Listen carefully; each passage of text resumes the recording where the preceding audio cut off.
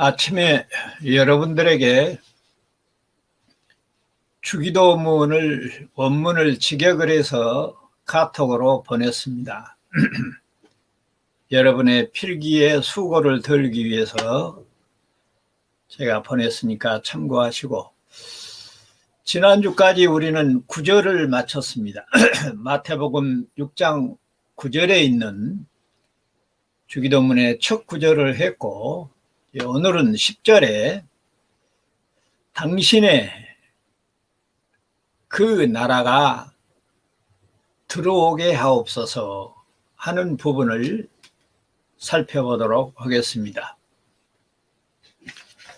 우리말 성경의 10절은 나라에 임하옵시고 뜻이 하늘에서 이룬 것 같이 땅에서도 이루어지이다, 이렇게 되어 있습니다. 근데 여러분들 유인물에 참고하실 수 있는 것처럼 10절을 직역하면 당신의 그 나라가 들어오게 하옵소서, 당신의 그 뜻이 이루어지게 하소서, 하늘 안에서처럼 그리고 땅 위에서, 이렇게 되어 있습니다. 의미는 크게 다르지 않습니다만 그 전에 설명했던 대로 한글 번역 성경이 호미로 파는 골이라면 원문을 좀 자세히 들여다보면 괭이나 삽으로 골을 판 것처럼 더 깊숙이 들어갈 수 있는 것을 살펴보고, 이 구절은 이 첫째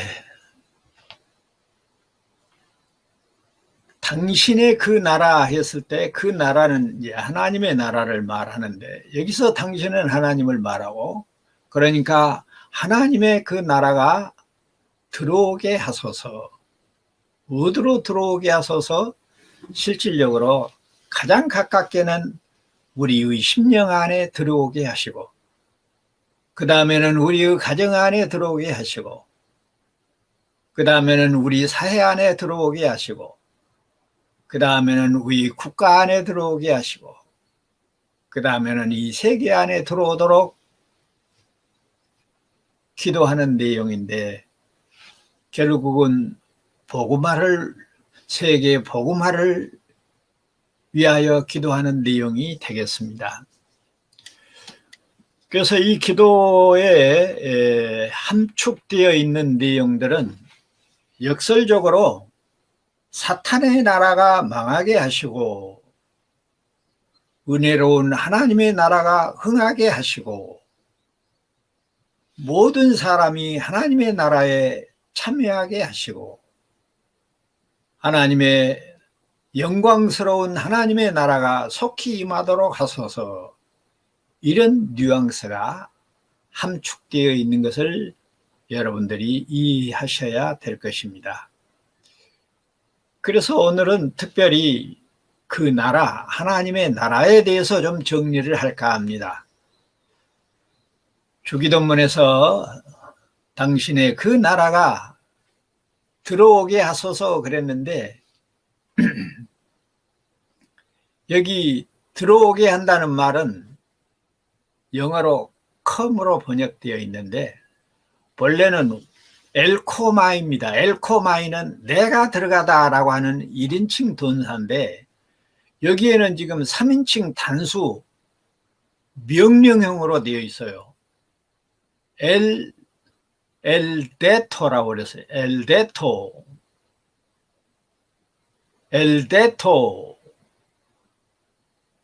그러니까 그가 들어오도록 하소서, 그런 뉘앙스가 들어 있습니다. 그러니까 그 나라가 들어오게 해달라는 이야기죠.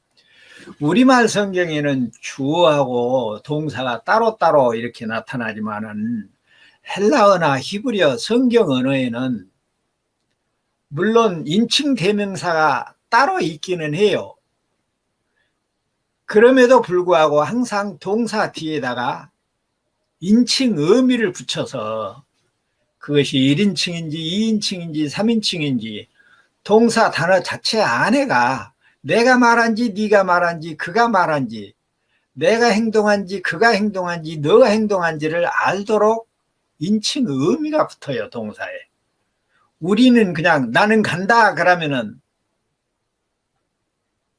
나는이라는 주어하고 간다는 주어가 동사가 따로따로 있는데 여기에서도 들어간다 그러면은 내가 들어간다 그러면 내가 들어간다 나라고 하는 주어와 들어간다는 동사가 따로따로 떨어져 있는데 여기 헬라어에서는 엘코마이 그러면 내가 들어간다 그런 의미예요.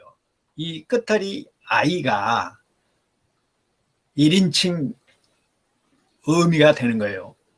근데 여기에 오늘 본문에서는 주기도문에서는 엘데토라고 그래서 이 토, 끝털의 토는 3인칭 단수 의미거든요. 그러니까 그가 들어온다는 이야기예요.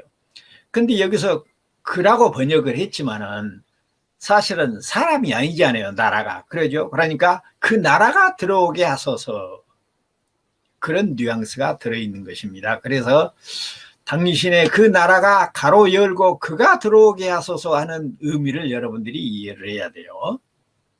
우리나라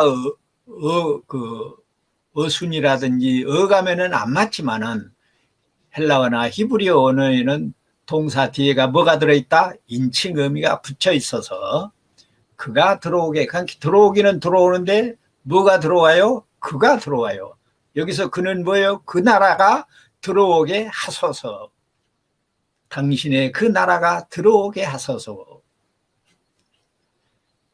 그래서 여기에 그 나라는 하나님의 나라라는 것을 말씀을 드렸고 성경은 하나님 나라를 상당히 다양하게 표현을 합니다. 그 표현 방식을 보면 하나님 나라 또는 천국이라고도 말을 하지요. 그리고 그리스도와 하나님의 나라, 또 의인들의 아버지의 나라, 예수님의 아버지의 나라, 하나님의 사랑하는 아들의 나라, 이런 내용들은 마가복음 1장 15절, 마태복음 3장 2절, 에베소서 5장 5절, 마태복음 13장 43절, 마태복음 26장 29절, 골로새서 1장 13절 등을 보면 방금 제가 소개한 하나님 나라에 대한 명칭들이 쭉 설명되어 있습니다. 이 나라는 예수 그리스도를 통해서 실현되고 완성된다고 하는 내용들을 우리가 이미 잘 정리되어 알고 있습니다. 다니엘서 2장 44절 같은 데 보면 이 여러 왕들의 시대에 하늘에 하나님이 한 나라를 세우리니 이것은 영원히 망하지도 아니할 것이요 그 국권이 다른 백성에게로 돌아가지도 아니할 것이요 도리어 모든 나라를 쳐서 멸망시키고 영원히 설 것이라. 온 세계가 하나님의 나라로 통일될 것을 사실상 예언하고 있습니다. 물론 다니엘서 7장 13절로 14절에서도 예수 그리스도께서 왕으로 오실 것을 예언하고 계시고 이런 예언과 더불어서 세례 요한은 예수님이 오셨을 때 예수님의 출현을 전파하면서 회개하라 천국이 가까웠다 그렇게 증거를 하고 있어요. 마태복음 12장 28절에서도 그러나 내가 하나님의 성령을 힘입어 귀신을 쫓아내는 것이면 하나님의 나라가 이미 너희에게 임하였느니라 이렇게 말씀하시므로 예수 그리스도와 함께 하나님의 나라가 새롭게 이 땅에 시작되었음을 소개하고 있는 것입니다. 또 마태복음 13장 31절 이하에 보면 예수님이 비유를 들어서 말씀을 하시죠. 또 비유를 들어 이르시되 천국은 마치 하나님이 자기 밭에 갖다 심은 겨자씨 알 한 알 같으니 이는 모든 씨보다 작은 것이로되 자란 후에 풀보다 커서 나무가 되어 공중의 새들이 와서 그 가지에 깃들이느니라. 이렇게 비유로 말씀하고 있습니다. 예수님이 하나님의 나라 천국을 비유로 말씀하신 것은 천국은 사실상 눈에 보이지 않는 영적인 세계거든요. 눈에 보이는 우리의 몸과 마음이 천국이라 할지라도 진정한 하나님이 역사하시는 그 의미와 그 상황은 우리가 볼 수가 없지요. 그래서 천국이란 한마디로 영적 세계라 영적 차원의 그런 뉘앙스가 있기 때문에 물리적인 것으로 비유해서 설명하지 않고는 천국을 이해할 수 없기 때문에 예수님도 하나님의 나라, 자기의 나라 천국을 소개할 때 비유로 말씀하셨던 것도 또한 우리가 잘 이해를 해야 됩니다. 그러면 하나님의 나라가 무엇인가? 하나님의 나라에 대한 정의를 나름대로 정립을 하도록 하겠습니다. 하나님의 나라는 하나님이 계신 곳이죠. 하나님이 어떻게 무엇을 하고 계십니까? 자기 백성들과 그리고 모든 피조물을 통치하고 계십니다. 그러면 하나님이 통치하시는 그 통치는 어떻게 나타나고 어떻게 이루어집니까? 그것은 하나님의 백성들이 하나님의 법을 따라 순종하고 사는 것이 하나님의 통치가 이루어지는 것입니다. 그러므로 하나님의 나라는 하나님의 은혜를 받은 백성들이 성령의 인도하심으로 하나님의 뜻을 따라 순종하고 사는 그 세상이 곧 하나님의 나라고, 그 상황이 곧 하나님과 자기 백성이 신비한 연합을 이루면서 사랑을 하고 있는 상황이라, 그렇게 설명을 할 수가 있겠습니다. 그러니 하나님의 백성들이 하나님의 법을 따라 순종하고 삶으로 하나님의 통치가 이루어진 사회가 곧 하나님의 나라라, 이렇게 정립할 수가 있습니다. 두 번째로 우리가 오늘 주기도문과 그 나라와 연관시켜서 하나님의 영토를 우리가 정리를 해야 됩니다. 우리가 구속사나 이런저런 상황에서 많은 정립이 되어 있습니다마는 하나님 나라의 영토는 하나님 나라의 영역 또는 위치라고 말할 수 있겠는데 크게 두 가지로 구분을 할 수 있습니다. 영적인 나라와 물리적인 나라. 영적인 나라는 눈에 보이지 않는 예수님이 말했던 낙원, 물리적인 나라는 눈에 보이는 몸과 마음을 갖는 교회. 그래서 하나님의 나라는 영적 나라와 물리적 나라가 있는데 이 영적 나라와 물리적인 나라는 현세 천국이라고 우리가 말합니다. 그래서 천국을 우리가 둘로 나눌 때 현세 천국과 미래 천국으로 나누고, 천국은 현재 천국은 영적 세계인 낙원과 물리적인 세계인 교회로 그렇게 구분을 한다. 영적 나라는 낙원이라고도 부르는데 육체를 벗은 신자들이 예수님이 재림할 때까지 가서 쉬는 곳이죠. 누가복음 23장 43절에 보면 예수께서 이르시되 내가 진실로 진실로 네게 이르노니 오늘 네가 나와 함께 낙원에 있으리라. 십자가상에 회개한 강도에게 하신 말씀이죠. 또 고린도후서 12장 4절에 보면 영적 세계를 말하고 있는데 그가 낙원으로 끌려가 말로 표현할 수 없는 말을 들었으니 사람이 가히 이르지 못하리로다. 사도 바울이 경험한 내용을 소개하고 있습니다. 또 계시록 2장 7절에서도 귀 있는 자는 성령이 교회들에게 하시는 말씀을 들을지어다.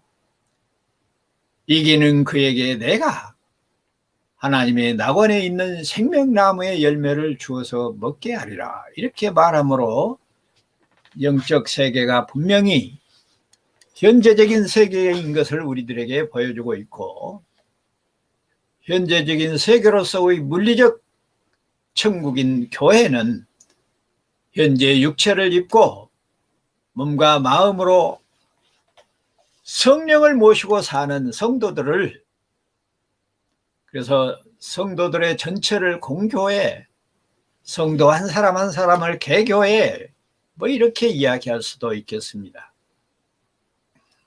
그래서 우리들이 현세 천국의 물리적 나라의 대표적인 장이라고 할 수 있는 교회장, 하나님 나라의 장은 여기 고린도전서 12장 12절에 너무나도 자세히 나타나 있습니다.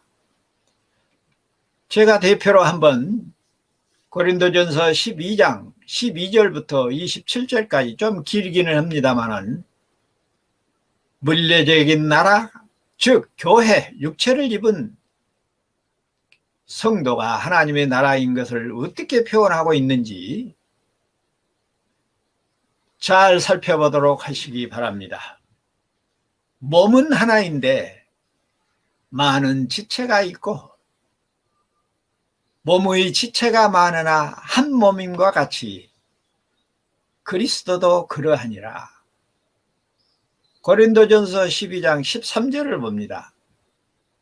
우리가 유대인이나 헬라인이나 종이나 자유인이나 다 한 성령으로 세례를 받아 한 몸이 되었고 또 다 한 성령을 마시게 하셨느니라. 몸은 한 지체뿐이 아니요 여럿이니 만일 발이 이르되 나는 손이 아니니 몸에 붙지 아니하였다 할지라도 이로써 몸에 붙지 아니한 것이 아니요 또 귀가 이르되 나는 눈이 아니니 몸에 붙지 아니하였다 할지라도 이로써 몸에 붙지 아니한 것이 아니라 만일 온몸이 눈이면 듣는 곳은 어디며 온몸이 듣는 곳이면 냄새 맡는 곳이 어디냐. 그러나 이제 내가 너를 쓸데없다 하거나 또한 머리가 발더러 내가 너를 쓸데없다 하지 못하리라. 그뿐만 아니라 더 약하게 보이는 몸의 지체가 도리어 요긴하고 우리가 몸에 덜 귀히 여기는 그것들을 더욱 귀한 것들로 입혀주며 우리의 아름답지 못한 지체는 더욱 아름다운 것을 얻느니라. 그런즉 우리의 아름다운 지체는 그럴 필요가 없느니라. 오직 하나님이 몸을 고르게 하여 부족한 지체에게 귀중함을 더하사 몸 가운데서 분쟁이 없고 오직 여러 지체가 서로 같이 돌보게 하셨느니라. 만일 한 지체가 고통을 받으면 모든 지체가 함께 고통을 받고 한 지체가 영광을 얻으면 모든 지체가 함께 즐거워하느니라.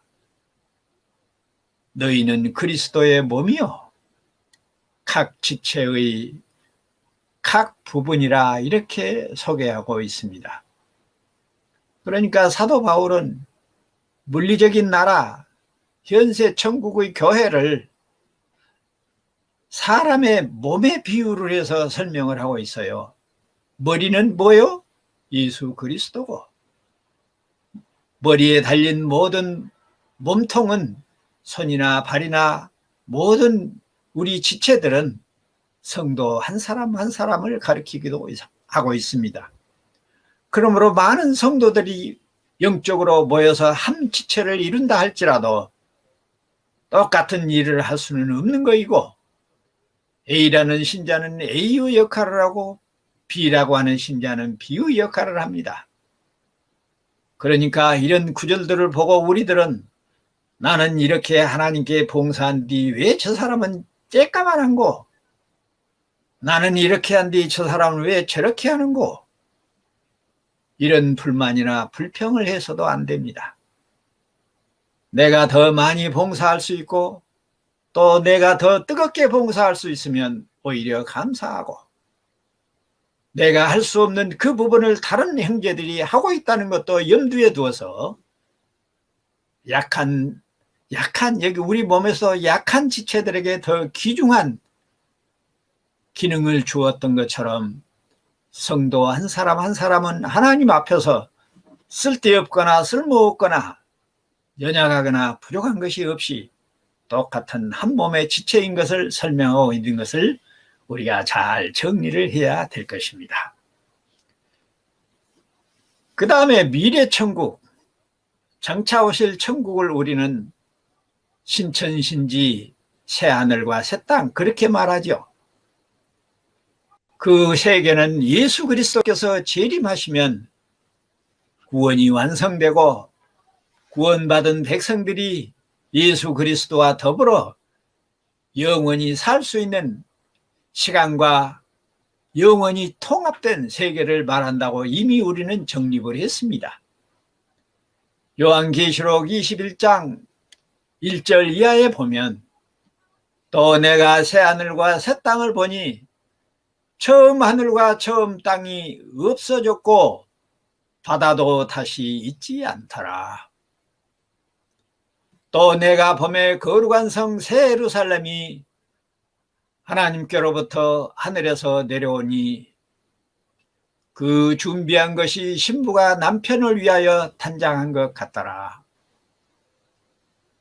내가 들으니 보좌에서 큰 음성이 나서 이르되 보라, 나의 장막이 사람들과 함께 있으며 하나님이 그들과 함께 계시리니 그들은 하나님의 백성이 되고 하나님은 친히 그들과 함께 계셔서 모든 눈물을 그 눈에서 닦아주시니 다시는 사망이 없고 애통하는 것이나 곡하는 것이나 아픈 것이 다시 있지 아니하리니 처음 것들이 다 지나갔음이라.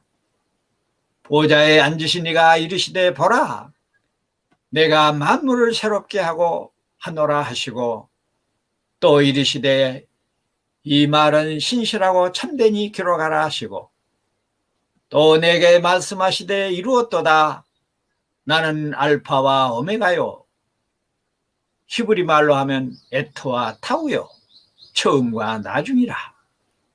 내가 생명수 샘물을 목마른 자에게 갚아주리니 이기는 자는 이것을 상속으로 받으리라.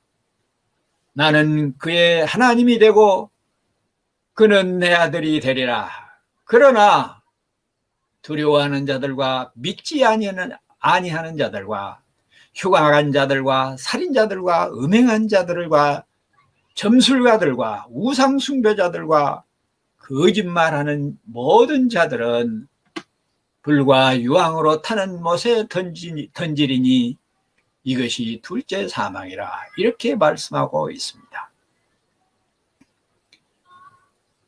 그래서 우리가 장차 올 하나님의 나라 신천신지는 여기에 새 하늘과 새 땅을 보니 뭐 그전에 하늘이었고 그전에 땅이었고 그전에 바다가 없고 다 없다는 말은 다 없어진다는 말이 아니라 새롭게 갱신되는 것으로 현재 우리가 눈으로 볼 수 있는 그런 세계가 아닌 지금까지 볼 수 없던 그런 세계가 이루어진다는 그런 뜻이지, 하늘이 없어지고 땅이 없어지고 어떤 이상한 내용으로 생긴다고 생각하면 안 됩니다. 이 하늘도 그대로 있고 저 하늘도 그대로 있지만은 전혀 새로운 하늘과 전혀 새로운 땅과 전혀 새로운 바다로 갱신된다라고 하는 사실을 그렇게 표현하고 있다는 것입니다. 자, 세 번째로, 그러면 하나님의 나라의 왕과 그 백성들은 어떻게 이루어지고 어떤 상황에 있게 되는가?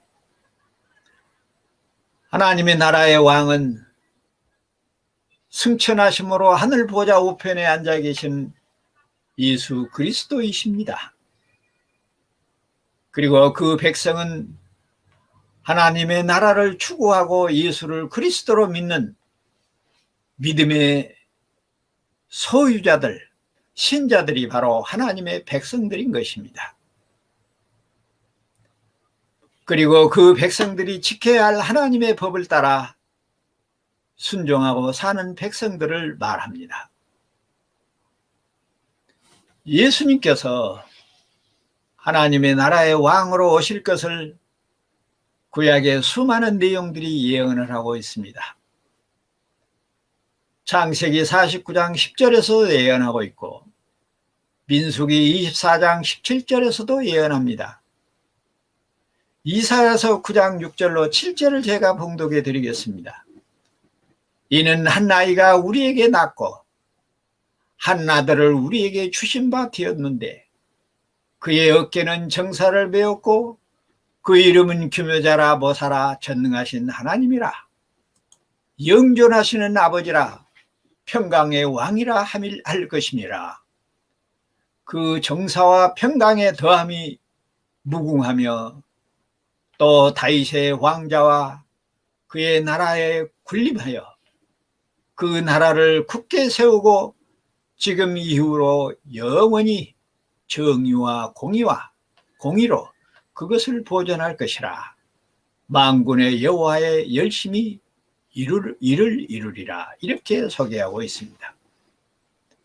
이사야서 11장 1절로 5절에서도 이새의 줄기에서 한 싹이 날 것을 예언하고 있고 다니엘서 2장 44절에서도 예수 그리스도가 왕으로 오실 것을 예표하고 있고 스가랴서 9장 9절에서도 시온의 딸이 예수 그리스도를 보낼 것을 말씀하고 있습니다. 우리가 한 군데 유념해서 볼 수 있는 것은 미가서 5장 2절로 3절에 보면 예수님이 태어날 곳까지 하나님 나라의 왕이 태어날 동네까지 예언을 합니다. 베들레헴 에브라다야 너는 유다 족속 중에서 작을지라도 이스라엘을 다스릴 자가 내게서 내게로 나올 것이라. 그는 근본은 상고의 영원에 있느니라. 그러므로 여인이 해산하기까지 그를 붙여두시겠고 그들을 붙여두시겠고 그 후에는 그 형제 가운데서 남은 자가 이스라엘 자손에게로 돌아오리니. 이렇게 예언하고 있습니다. 시편 2편 6절로 7절에서도 하나님의 나라의 왕 예수 그리스도께서 거룩한 시온산에 세워질 것을 예언하고 있습니다. 이러한 예언들이, 이런 구약의 예언들이 이제 성취가 되어서 왕으로 오시는 예수님을 신약 성경에서 설명하고 있습니다. 요한복음 18장 36절로 37절에 보면 예수님이 대답하는 내용이 나옵니다. 예수께서 대답하시되 내 나라는 이 세상에 속한 것이 아니라 만일 내 나라가 이 세상에 속하였더라면 내 종들이 싸워 나로 유대인들에게 넘기지 않게 하였으리라. 이제 내 나라는 여기에 속한 것이 아니라 빌라도가 이르되 그러면 네가 왕이냐? 예수께서 대답하시되 네 말과 같이 내가 왕이니라. 내가 이를 위하여 태어났으며 이를 위하여 세상에 왔나니 곧 진리에 대하여 증언하려 함이로다. 무릇 진리에 속한 자는 내 음성을 듣느니라. 이 말씀은 예수님이 유대인들에게 잡혀서 빌라도 앞에 나가서 심판을 받을 때 빌라도가 네가 왕이냐고 물어봤을 때, 네 나라가 어디냐고 물어봤을 때 사탄의 나라, 사탄이 지배받는 이 세상의 나라가 자기 나라가 아니고 자기가 통치할 믿음의 나라, 그 나라가 따로 있음을 이렇게 대답해주고 있는 것을 우리가 잘 알 수 있습니다. 유대인들이 아이러니하게도 십자가에 매달 때 십자가의 편말에다 유대인의 왕이라 그렇게 써서 예수님을 십자가에 못 박았던 것도 우리가 기억해야 될 것입니다. 골로새서 1장 13절에서도 예수 그리스도가 구약의 모든 예언들이 성취되고 있음을 말씀드리고 있고, 그래서 예수 그리스도는 느닷없이 하루아침에 하나님 나라의 왕으로 오신 것이 아니고 창세 전부터 계획되고 구약에서 예표되고 예언된 내용들이, 준비된 내용들이 역사 안에서 발전과 발전을 거듭하여 나와 여러분에게 이제는 성령으로 와 계신 것을 우리가 잘 알게 됩니다. 이제 세 번째로 하나님 나라의 백성들에 관하여 설명을 해봅시다. 하나님 나라의 백성은 과연 누군가? 요한복음 3장 16절에서 정확하게 말합니다. 하나님이 세상을 이처럼 사랑하사 독생자를 주셨으니 이는 저를 믿는 자마다 멸망치 않고 영생을 얻게 하려 하심이라. 예수를 그리스도로 믿는 자가 하나님 나라의 백성입니다. 하나님 나라의 백성은 무엇을 구합니까? 마태복음 6장 33절에 너희는 먼저 그 나라와 그 의를 구하라. 이 부분은 우리가 앞에서 설명을 했습니다. 그 나라와 그 의를 구하는 것은 하나님의 뜻을 구하는 것인데, 하나님의 뜻은 곧 예수 그리스도를 구하는 것이라고 정립을 했습니다. 하나님의 백성들은 무슨 일을 합니까? 사도행전 14장, 사도행전 8장 12절에 보면 빌립이 하나님 나라와 예수 그리스도의 이름에 관하여 전함을 그들이 믿고 남녀가 다 세례를 받으니라. 예수를 그리스도로 믿는 사람들은 복음을 전하도록 되어 있다는 이야기입니다. 사도행전 14장 22절에서도 제자들이 마음을 굳게 하여 이 믿음에 머물러 있으라 권고하고, 또 우리가 하나님의 나라에 들어가려면 많은 환난을 겪어야 할 것이라고 말합니다. 예수 그리스도를 믿는 하나님의 백성들은 이 땅에서 환난을 겪도록 되어 있어요. 이 환난을 겪는다는 의미를 우리가 잘 이해를 해야 돼요. 예수를 믿으면 부귀영화를 얻을 것처럼 그렇게 노래하는 강대상에서는 일어날 수 없는 일들을 소개하고 있는 것을 명심해야 됩니다. 기복신학,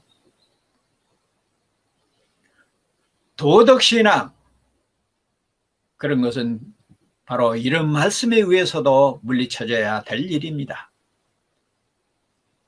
우리들이 이 부분에서 가만히 생각해 보면 우리가 요즘 얼마나 평안합니까? 얼마나 살기 좋습니까? 예수님이 우리와 함께 하시고 하나님이 우리에게 복을 내리셔서 행복하고 평안하다고 생각하면 안 됩니다. 어쩌면 우리들이 여기에 환난이라고 하는 말을 문자적으로 이해해서 육신의 고통을 당해야만이 환난이 아니고, 세상을 둘러보십시오. 우리의 마음이 평안할 리가 없습니다. 광주에 재개발 공사로 버스를 덮쳐서 많은 사람들이, 무고한 사람들이 희생을 당하는 것은 형식적이고 구호에만 그친 그런 업무를 담당하는 공무원이나 재벌가들의 눈의 어두움 때문에 애매한 사람들이 고통을 받는 그런 것을 생각하면 정작 내가 평안하구나 할 수만은 없는 일입니다. 쿠팡이 세계적으로 유명할 정도로 장사가 잘 되는데 이번에 큰 불이 났습니다.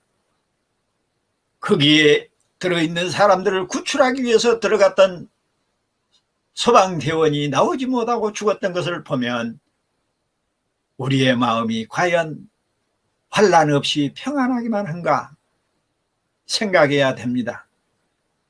정말로 우리가 그리스도의 마음을 모시고 산다면 우리가 한순간도 평안할 수 없는 것을, 환난을 겪어야 한다는 이 의미를 잘 되새김질하시기를 바랍니다.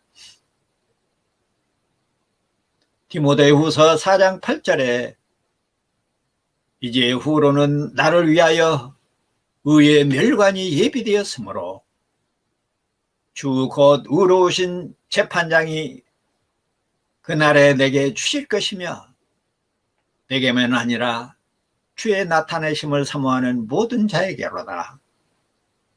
아무리 우리가 예수 그리스도의 마음으로 세상의 아픔을 함께 느끼고 세상의 고통을 함께 느낀다 할지라도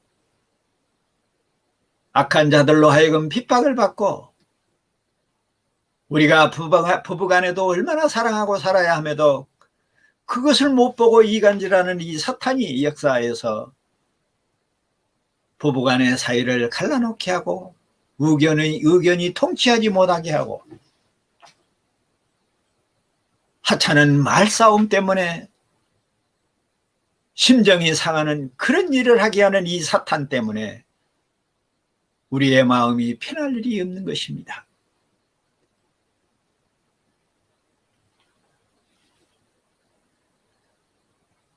참으로 예수를 그리스도로 믿고 사는 백성들이 과연 환난 없이 평안하기만 하는가?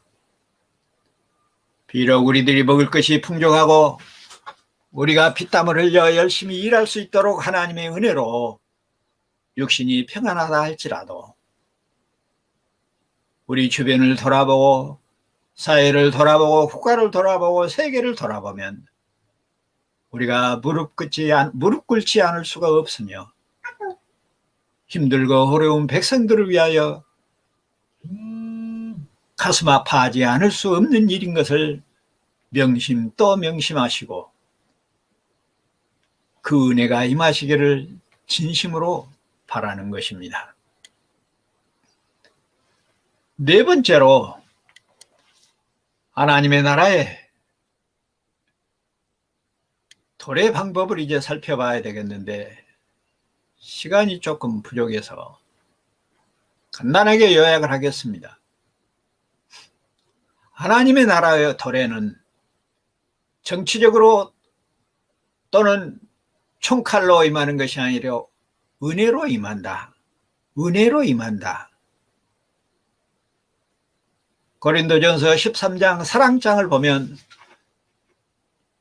은혜를 입은 자들에게 사랑이 나타나고 하나님은 그런 사랑으로 하나님의 나라를 이룰 것이라고 하는 것을 요약해서 말씀드릴 수가 있습니다. 그리고 종국에는 세상 끝날에 예수 그리스도께서 재림하심으로 신천신지를 이루고 새하늘을 이루어서 종말론적 새 나라를 세우게 될 것입니다.